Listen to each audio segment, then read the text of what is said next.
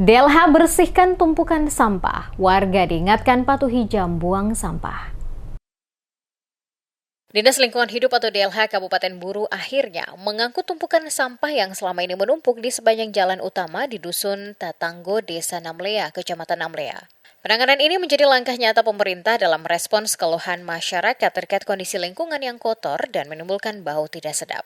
Kepala DLH Kabupaten Buru Arifin Laco menyampaikan bahwa setelah pembersihan dilakukan, pihaknya berharap masyarakat dapat lebih sadar dan disiplin dalam menjaga kebersihan lingkungan.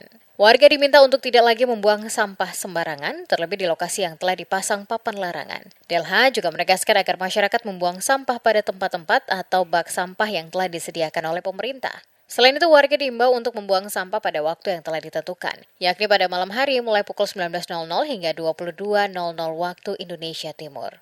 Jika masih ditemukan masyarakat yang membuang sampah sembarangan, maka akan diberikan sanksi sesuai aturan yang berlaku.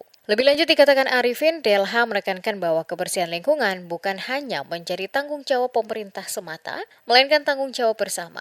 Oleh karena itu, diperlukan kerjasama yang baik antara masyarakat dan pemerintah guna menciptakan lingkungan yang bersih, sehat, dan nyaman. Dengan adanya penanganan ini, diharapkan Dusun Tatanggo dapat kembali bersih dan menjadi contoh bagi wilayah lain dalam menjaga kebersihan lingkungan.